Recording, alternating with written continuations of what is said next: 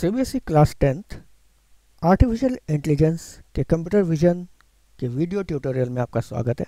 इस वीडियो में हम लोग इस सिलेबस को कवर करेंगे जो कि सीबीएसई द्वारा डिफाइन किया गया है और आपको जो थियोरेटिकल पोर्शन में जो आपको प्रिपेयर करके जाना है एग्जाम के लिए, that is these are the topics. Introduction, define the concept of computer vision and understand its application in various fields, यानी कि कंप्यूटर विजन के कॉन्सेप्ट को समझिए और वो कहाँ कहाँ इसका इस्तेमाल होता है, अलग अलग फील्ड्स के बारे में ये जानना जरूरी है। दूसरा concept of computer vision, understand the basic concepts of image representation, की इमेज को कैसे रिप्रेजेंट करते हैं पिक्सेल्स के through.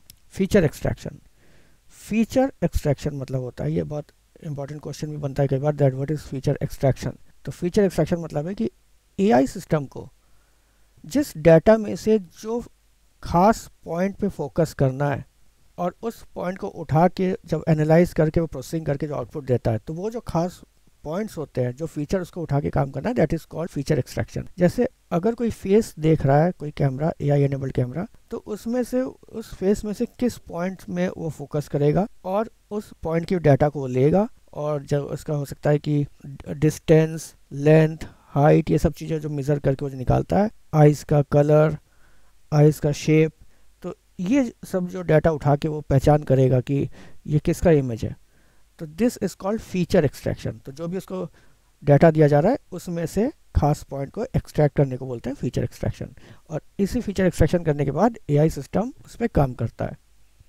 Next is object detection, कि जो ऑब्जेक्ट है तो वो ऑब्जेक्ट क्या है, ऑब्जेक्ट को पहचानना, ये ऑब्जेक्ट किस जगह पे है, दैट इज डिटेक्ट। डिटेक्ट मतलब कि ये पहचान करना कि किस जगह पे है, लोकेट करना। एंड सेगमेंटेशन, ऑब्जेक्ट्स को अलग, फोटो में से अलग अलग ऑब्जेक्ट्स के चारों तरफ बॉर्डर बना देना कि ये एक ऑब्जेक्ट है, दूसरा ऑब्जेक्ट ही है, इस तरह से। तो ये टॉपिक्स है, इसी टॉपिक्स को हम लोग डिस्कस करेंगे इस वीडियो में। सबसे पहला question, what is computer vision, कि कंप्यूटर विजन आखिर है क्या। The computer vision domain of artificial intelligence enables machines to see through images or visual data। तो कंप्यूटर विजन जो कि आर्टिफिशियल इंटेलिजेंस का डोमेन है, एक एरिया है, एक हिस्सा है, ये मशीन को इस लायक बनाता है कि इमेजेस और विजुअल डाटा, यानी कि चाहे वीडियो या जो भी चीज़ वो देख सकता है या रियल वर्ल्ड, तो उसके थ्रू देखे। थ्रू देखने का मतलब है कि उस इमेजेस को केवल देख के कैप्चर ही ना करे, बल्कि उसको समझे भी, उस इमेज का मीनिंग भी निकाले। Analyse them on the basis of algorithms and methods, और जो भी उसको दिखाई पड़ रहा है उसको एनालाइज करे, यानी कि समझे। किस आधार पर समझेगा, एल्गोरिथम एंड मेथड्स। एल्गोरिथम का मतलब होता है कि जो step by step instructions computer को दिए जाते हैं, that is called algorithm. And methods होते हैं जो फंक्शंस होते हैं, जो कोडेड पार्ट होते हैं, प्रोग्राम के छोटे पार्ट, तो वो मेथड्स और एल्गोरिथम दोनों को मिला के इमेजेस को समझेगा और उसको एनालाइज करेगा। और उसके बाद ये क्यों करेगा ऐसा, in order to provide the required output, ताकि यूज़र को, जो भी उस सिस्टम को यूज़ कर रहा है, उसको प्रॉपर आउटपुट मिल सके, उसको फ़ायदा मिल सके उस सिस्टम का। So this is what a computer vision is. अभी अगर क्वेश्चन आ जाता है, name a game which uses computer vision, तो एक ऐसा गेम बताइए जो कंप्यूटर विजन को यूज़ करता है। तो इसका गेम का एग्जाम्पल हो सकता है इमोजी स्कैवेंजर हंट। इमोजी जो आपको व्हाट्सएप वगैरह में अपने छोटे छोटे कार्टून टाइप के या छोटे पिक्चर देखे होंगे, जो किसी एक्सप्रेशन को सिग्निफाई करता है, तो that is called emoji. It gives random emojis to user, तो इस गेम में यूज़र के पास या आपके पास एक रैंडम इमोजी आएगा, किसी भी चीज़ की इमोजी हो सकती है वो, और आपको उस फोटो को देख के समझना है कि किस चीज़ की इमोजी है, और उसको अपने आसपास सराउंडिंग्स में से उसकी फ़ोटो खींच के आपको इस गेम में सबमिट करना है। तब वो चेक कर लेता है कि जो इमोजी जिस चीज़ की है और जो ऑब्जेक्ट आपने फोटो खींचे दोनों सेम है कि नहीं। तो ये कंप्यूटर के लिए बहुत ही मुश्किल टास्क होता है कि ये समझ लेना कि जो इमोजी और जो आपने फोटो खींचा है वो दोनों सेम ऑब्जेक्ट है कि नहीं। तो इसके लिए जो प्रोग्राम यूज़ किया जाता है, दैट इज़ एआई, और एआई का कंप्यूटर विजन यूज़ करते हैं। Name some applications of computer vision, की कंप्यूटर विजन के कुछ एप्लीकेशन बताइए। तो ये क्वेश्चन आपके डिस्क्रिप्टिव क्वेश्चंस में आ सकते हैं, लॉन्ग क्वेश्चंस में आ सकते हैं। एक एग्जांपल है 1, facial recognition for maintaining log of visitors, कि चेहरे को पहचान के विजिटर्स का रिकॉर्ड मेंटेन करना। Facial recognition technology uses biometric markers to identify individuals by analysing patterns based on facial features. Biometric markers यानी कि चेहरे के ऊपर वो पॉइंट जिसमें फोकस करके चेहरे की पहचान होती है, जिसमें आइज़ का कलर, आइज़ का शेप, फेस का शेप, तो ये सब चीज़ें आ जाती है बायोमेट्रिक मार्कर्स में। It's widely used for maintaining visitor logs in various settings such as offices, airports and hotels.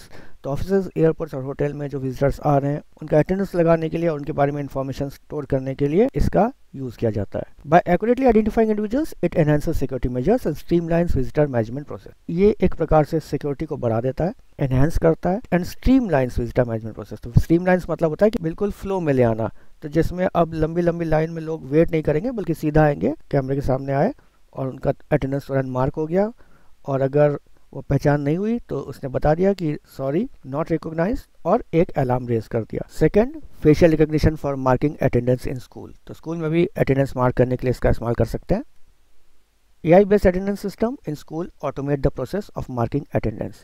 Automate मतलब होता है कि किसी काम को कंप्यूटर या सिस्टम जब अपने आप से कर लेता है बिना किसी इंस्ट्रक्शन के, दैट इज कॉल्ड ऑटोमेट।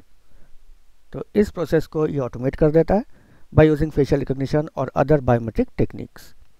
यहाँ पे ज़्यादातर तो फेशियल रिकॉग्निशन ही यूज़ करते हैं, लेकिन कुछ जगह पे हम थंब इम्प्रेशन भी दे सकते हैं, तो ये भी बायोमेट्रिक टेक्निक का इस्तेमाल किया जा सकता है अटेंडेंस को मार्क करने का। This system offer benefits such as real time tracking. Real time tracking मतलब होता है कि किसी पर्टिकुलर टाइम पे, यानी कि जब वो अटेंडेंस लगा रहा है तो उसका टाइम भी इमीडिएटली, वो जो टाइम होता है वो भी रजिस्टर्ड हो जाता है उसी टाइम।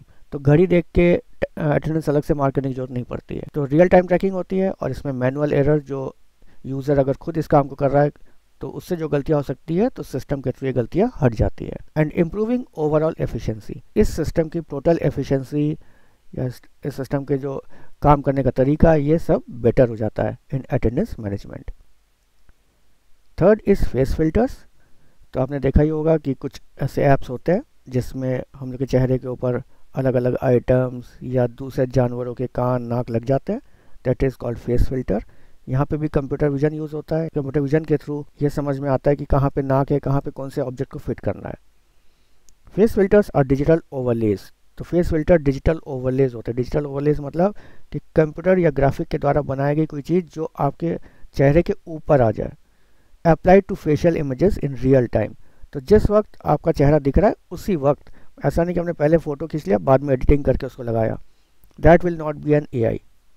यहाँ पे एआई अपने आप से इस काम को कर रहा है। Often use in social media platforms to enhance photos and videos. तो कई बार इसका इस्तेमाल हमारे फ़ोटो और वीडियो को बेहतर करने के लिए होता है।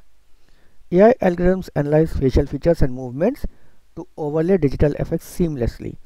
सीमलेसली मतलब होता है बिना किसी गलती के। यहाँ पे एआई जो एल्गोरिथम होता है, एआई के जो कोड होता है, वो हमारे चेहरे के ऊपर कुछ ना कुछ ओवरलेस लगा सकते हैं। Face filters have become a popular feature adding fun and creativity to social media content. तो ये इसका एक तो फोटो या वीडियो को एनहांस करने एक काम होता है, दूसरा फेस फिल्टर के थ्रू हम सोशल मीडिया में थोड़ा फन भी क्रिएट कर सकते हैं। फोर्थ है एग्जाम्पल सर्च बाय इमेज।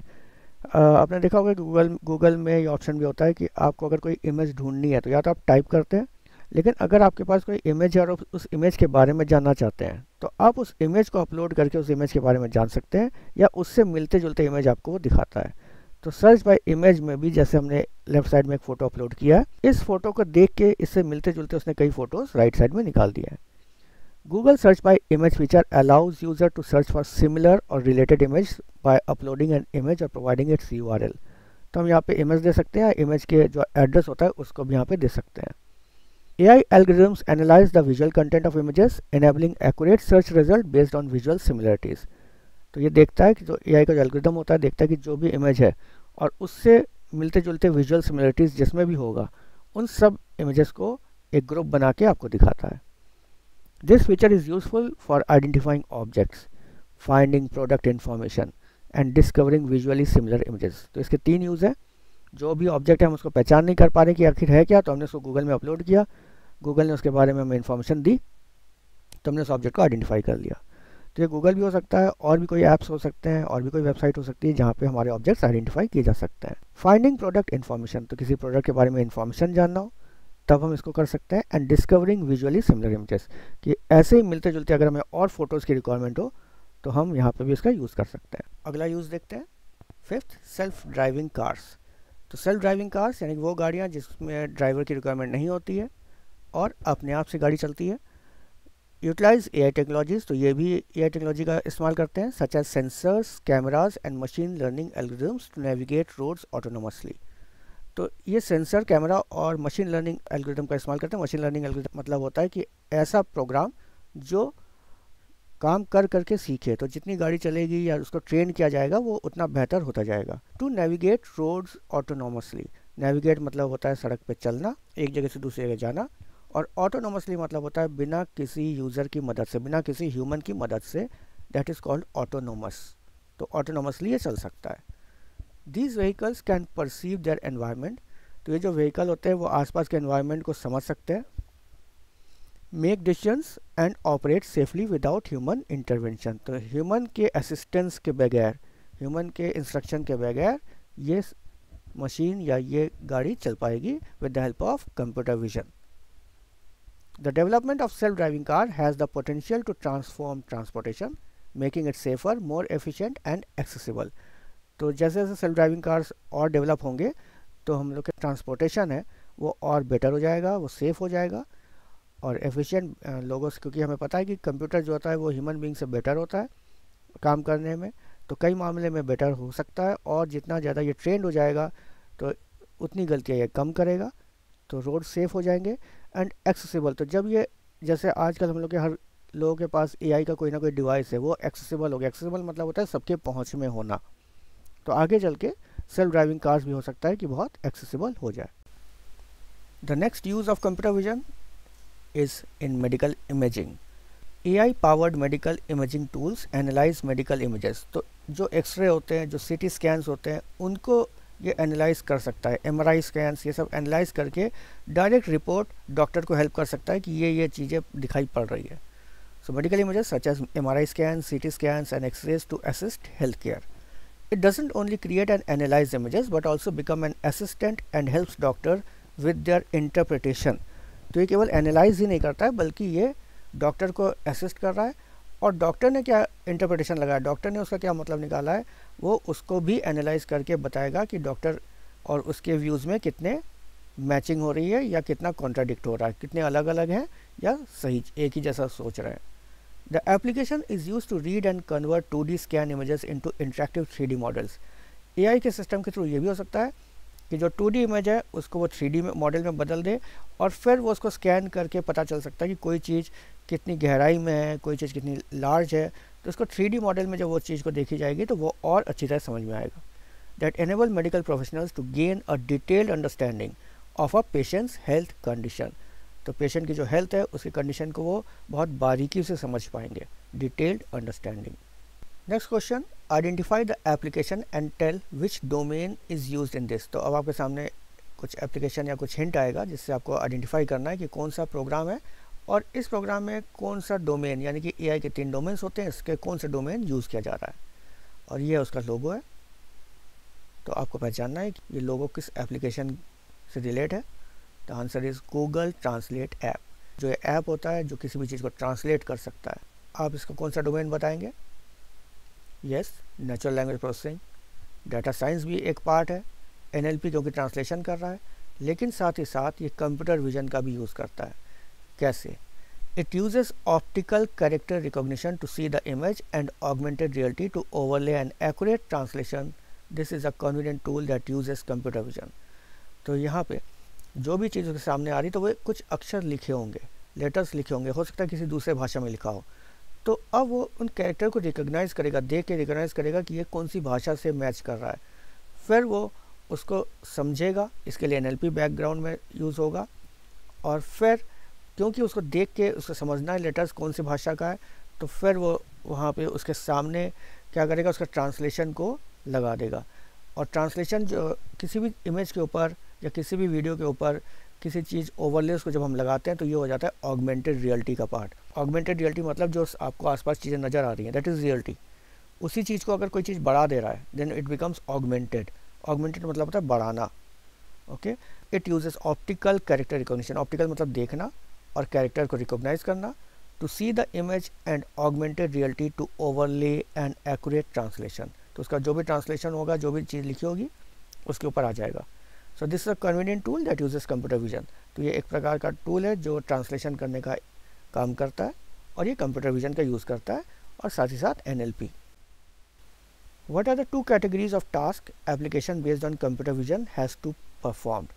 तो अगर टास्क को अगर डिवाइड किया जाए कि कंप्यूटर विजन के पूरे काम को दो हिस्से में बांटिए, तो वो कौन से दो कैटेगरीज होती है? तो देखिए, एक टास्क होता है फॉर सिंगल ऑब्जेक्ट्स के लिए और एक टास्क होता है फॉर मल्टीपल ऑब्जेक्ट्स के लिए। तो ये दो कैटेगरी हो गई।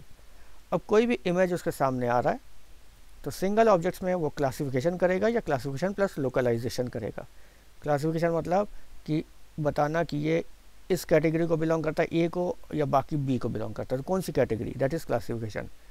क्लासिफिकेशन प्लस लोकलाइजेशन मतलब कितना हिस्सा इस इमेज के अंदर, कौन सा एरिया किस कैटेगरी का है और कौन सा एरिया दूसरे कैटेगरी का है, तो लोकलाइजेशन हो जाता है। और फॉर मल्टीपल ऑब्जेक्ट्स मतलब ऑब्जेक्ट डिटेक्शन, तो यहाँ पे ऑब्जेक्ट डिटेक्ट करना कि यहाँ पे ये ऑब्जेक्ट क्या है, that is object detection. And instance segmentation, तो क्लासिफिकेशन प्लस लोकलाइजेशन ये हुआ सिंगल ऑब्जेक्ट्स के लिए, मल्टीपल ऑब्जेक्ट्स के लिए हुआ object detection and instance segmentation. तो देखिए यहाँ पे पहली इमेज क्लासिफिकेशन की, कोई भी इमेज है तो बता देना कि कैट है कि डॉग है, तो ये क्लासिफिकेशन है। अब कैट अगर है तो कितने हिस्से के अंदर कैट है, तो ये है classification plus localization. Multiple objects है तो कौन सा कैट है, कहाँ पे डॉग है, डक है, तो ये सब चीज़ों को बताना ये ऑब्जेक्ट डिटेक्शन है।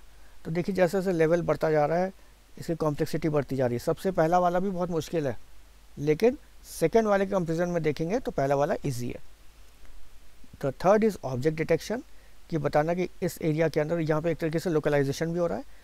और इंस्टेंस सेगमेंटेशन सबसे ज़्यादा एडवांस टूल है, जहाँ पे वो उस ऑब्जेक्ट के बॉर्डर्स को लाइन कर देता है। तो आजकल जो वीडियो एडिटिंग सॉफ्टवेयर्स होते हैं उसमें जब हमें बैकग्राउंड हटाना होता है तो वहाँ पे इंस्टेंस सेगमेंटेशन का यूज़ होता है कि जो ऑब्जेक्ट है उतना रह जाएगा और बाकी पोर्शन डिलीट हो जाएगा। तो अब समझते हैं कि इसको कैसे लिखना है। Classification, image classification problem is the task of assigning an input image one label from a fixed set of categories। तो जो इमेज हमें दी जा रही है दैट इज़ इनपुट इमेज, जो AI सिस्टम को दिया गया दैट इज़ इनपुट इमेज। अब उसको पहले से ही कुछ कैटेगरीज दे दी गई है कि डॉग, कैट, रैट। अब जो भी इमेज है उस फिक्स कैटेगरीज में से उसको सिलेक्ट करना है और बताना है कि कौन सी कैटेगरी में जाएगा। तो ये डायरेक्टली नहीं बता पाएगा, पहले उसके लिए बहुत सारे कैट के फ़ोटोज़ दिखाने पड़ते हैं AI सिस्टम को, तब वो सीखता है। और फिर डॉग्स के और अलग अलग इमेज को दिखाने के बाद फिर जब हम उसको इनपुट इमेज देते हैं तो वो कैटेगरी पहचानने लगता है। This is one of the core problems in CV that despite it's simplicity has a large variety of practical application. तो ये कंप्यूटर विजन का एक खास पार्ट प्ले करता है ये क्लासिफिकेशन वाला, क्योंकि कई जगह पे इसका इस्तेमाल होता है। तो डिस्पाइट इट्स सिंप्लिसिटी मतलब ये देखने में बहुत आसान लगता है, लेकिन इसकी सिंप्लिसिटी के होने के बावजूद भी कि केवल उसको यही तो बताना है कि ये क्या चीज़ है, लेकिन इसका एप्लीकेशन, प्रैक्टिकल एप्लीकेशन बहुत जगह पे होता है। तो classification plus localization, this is the task which involves both process of identifying what object is present in the image and at the same time identifying at what location.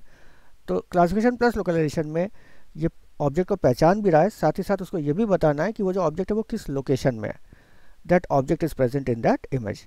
It is use only for single object. Classification plus localization एक single object के लिए use होता है।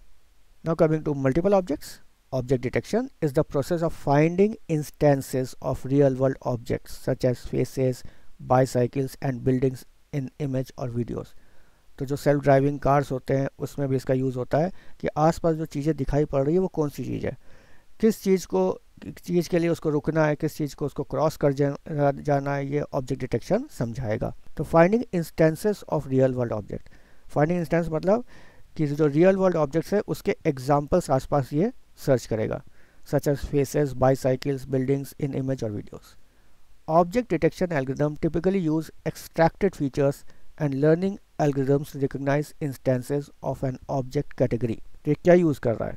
Object detection जो algorithm है typically use extracted features, तो आसपास की चीज़ों से जो उसने फीचर्स एक्सट्रैक्ट किए हैं और जो उसको एल्गोरिथम दिया गया है, तो इन चीज़ों को, जो फीचर्स को एक्सट्रैक्ट करके उस पर जो एल्गोरिथम लगाएगा तो वो आसपास की चीज़ों को पहचानेगा। It will recognize instances of an object category, और फिर पहचानने के बाद ये बताएगा कि किस कैटेगरी को बिलोंग करता है। It is commonly use in application such as image retrieval and automated vehicle parking systems. तो जब एक इमेज से हमें बहुत सारे एक इमेज दिखा के सर्च इंजन में दिखा के हमें बहुत सारे इमेज रिट्रीव करने हैं, तो यहाँ पे भी ऑब्जेक्ट डिटेक्शन का यूज़ होगा। या कोई व्हीकल है उसको पार्क करना है तो वो कितने पीछे तक जा रहा है, पीछे कोई चीज़ तो नहीं है जिससे गाड़ी लड़ सकती है, तो वहाँ पे ऑब्जेक्ट डिटेक्शन का यूज़ होता है। Instance segmentation, it is the process of detecting instances of the objects, giving them a category and then giving each pixel a label on the basis of that। अब यहाँ पे वो केवल एक area को नहीं सिलेक्ट करता बल्कि पिक्सल को सिलेक्ट कर देता है कि अगर कैट है तो उस कैट में कितने पिक्सल्स हैं जो कैट को बिलोंग करते हैं, और बाकी जो पिक्सल है, पिक्सल मतलब पिक्चर का एलिमेंट जो डॉट है, ये उतनी बारीकी से काम करके बताता है कि इतना पोर्शन कैट को बिलोंग करता है और बाकी का हिस्सा कैट को नहीं बिलोंग करता। A segmentation algorithm takes an image as input and output a collection of regions. तो यहाँ पे जो आउटपुट होता है वो कलेक्शन मतलब कई पिक्सल्स के ग्रुप को ये लेबल दे देता है that this belong to this category. तो रीजन्स या सेगमेंट, रीजन मतलब होता है जो एरिया है और सेगमेंट मतलब होता है जो पार्ट। तो आप इनको समझ लीजिए, डायग्राम्स उसके पीछे जो पिक्चर देखा था उसको समझ लीजिए और थोड़े बहुत इसके कीवर्ड यूज़ करके आप अपने वर्डिंग में इस चीज़ को समझा सकते हैं। अब देखते हैं पिक्सल से रिलेटेड कुछ चीज़ें। क्वेश्चन इस प्रकार से आ सकते हैं, how do computer display images on the screen, या how do computer store images, what are images made of, यानी कंप्यूटर इमेजेस को स्क्रीन पर कैसे दिखाता है, कंप्यूटर इमेजेस को स्टोर कैसे करता है, या इमेजेस किस चीज़ के बने होते हैं। So for that, let's see this portion. Every photograph in digital form is made up of pixels. Pixel का full form होता है picture element। तो पिक्चर किस एलिमेंट से बने हुए हैं, दैट इज कॉल्ड पिक्सल्स। जो छोटे छोटे डॉट्स होते हैं, बिल्कुल स्मॉलेस्ट डॉट होते हैं जिनको मिला के पिक्चर बनता है, that is pixel. They are the smallest unit of information that make up a picture. तो ये उस इंफॉर्मेशन का स्मॉलेस्ट यूनिट है, सबसे छोटा हिस्सा है जो पिक्चर को बनाता है। यूजुअली राउंड और स्क्वायर, तो इनका शेप राउंड भी हो सकता है या स्क्वायर में भी हो सकता है। They are typically arranged in a 2 dimensional grid. तो ये 2D फॉर्म में होता है, 1x1, 2x2, इस तरह से इसको बोलते हैं 2 डायमेंशन ग्रिड। तो जनरली ये स्क्वायर होते हैं या डॉट्स फॉर्म में होते हैं। तो जैसे कि आप ये देख सकते हैं कि लेफ्ट साइड में एक इमेज है और उस इमेज का एक बहुत ही छोटा सा हिस्से को उतना बड़ा कर दिया गया। तो जब उसको एनलार्ज कर दिया गया तो आपको उसके अंदर के जो पिक्सल्स हैं वो आपको अलग अलग नज़र आने लगे। What is resolution and how it is express. तो आपने कई बार सुना होगा कि इस टीवी का या मॉनिटर का क्या रिजोल्यूशन है। तो रिजोल्यूशन एक तरीके से स्क्रीन की क्वालिटी बताता है। तो यहाँ पे पिक्चर की क्वालिटी डिपेंड करता है रिजोल्यूशन के ऊपर। जितना रिजोल्यूशन हाई होगा पिक्चर क्वालिटी उतनी अच्छी होगी। तो व्हाट एक्चुअली इट इज़, इसको कैसे डिफाइन करेंगे। The number of pixels in an image is sometimes called the resolution. तो जो भी इमेज के पिक्सल्स, उस इमेज में कितने पिक्सल्स हैं वही रिजोल्यूशन है। When the term is used to describe pixel count, one convention is to express resolution as the width by the height। तो एक तो हम बताते हैं कि कितनी चौड़ाई है और कितनी हाइट है, दो वैल्यूज़ बताते हैं। जैसे कि 1280 × 1024 ये HD के लिए होता है, यानी कि हाई डेफिनेशन क्वालिटी मिलती है। For example a monitor resolution of 1280 × 1024। This means there are 1280 pixels from one side to the other. तो हम विथ की बात करें तो ये 1280 पिक्सल्स हुए left to right, and 1024 from top to bottom. तो ऊपर से लेके नीचे आएंगे तो 1024। Another convention is to express the number of pixels as a single number. तो यहाँ पे 2 नंबर पहले वाले में यूज़ होते हैं, लेकिन एक दूसरा तरीका है इसको बनाने का सिंगल नंबर पे। अब दोनों वैल्यूज़ को अगर मल्टीप्लाई करके बताया जाए तो वो जो वैल्यू होगी that is single value. Like a 5 megapixel camera, a megapixel is a million pixels. तो हम ऐसे बताते हैं 5 मेगापिक्सल। तो हाइट और विड्थ को मल्टीप्लाई करके जो वैल्यू निकलती है हम उस तरीके से बताते हैं। तो मेगापिक्सल हो गया, ये भी रिजोल्यूशन बताने का तरीका है। तो it is a million pixels. This mean the pixels along the width multiplied by the pixels along the height of the image taken by the camera equals 5 million pixels. In the case of our 1280 × 1024 monitors, it could also be expressed as 1280 × 1024 equal to 1,310,720 और 1.31 megapixel. तो monitor पे जो चीज़ दिखाई पड़ रही तो वो 1.31 megapixel का है। लेकिन अगर कोई कैमरा 5 मेगापिक्सल है, अगर हम उसको जूम भी करते हैं 5 गुना कर देंगे तो भी हमें इमेज जो है वो क्लियर नज़र आएगी। अब कंप्यूटर विजन में एक आखिरी टॉपिक बचता है, that is what is pixel value, grey scale, RGB images. इसके ऊपर अगर कुछ क्वेश्चन या ऑब्जेक्टिव क्वेश्चन आ जाए तो देख लेते हैं पिक्सल वैल्यू किसे कहते हैं। Each of the pixels that represent an image stored inside a computer has a pixel value.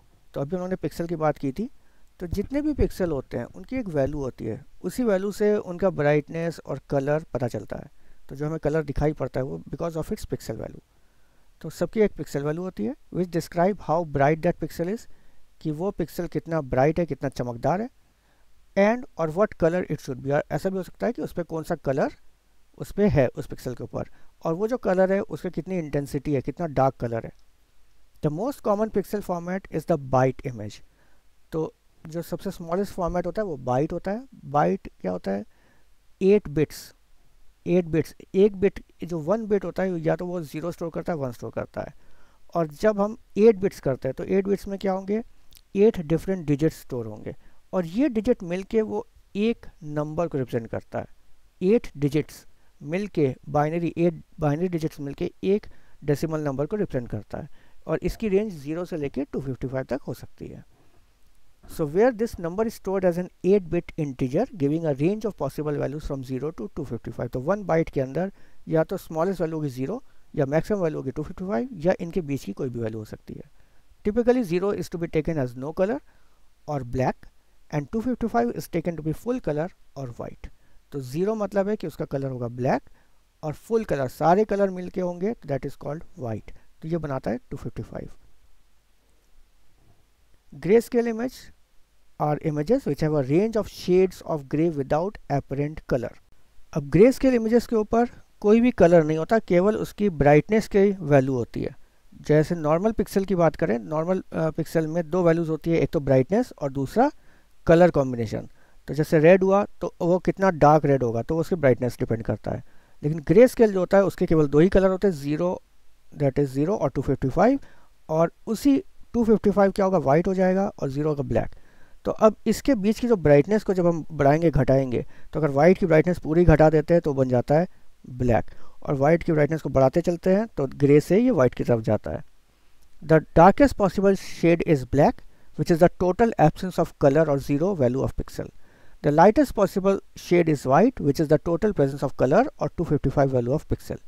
Intermediate shades of grey are represented by equal brightness levels of the 3 primary colours. तो जो primary colour है RGB, red, green, blue, इनका maximum value कर देते हैं तो ये बन जाता है वाइट, और उसके बाद जब उसकी ब्राइटनेस घटाते हैं तो ये ग्रे कलर में पहुंचने लगता है।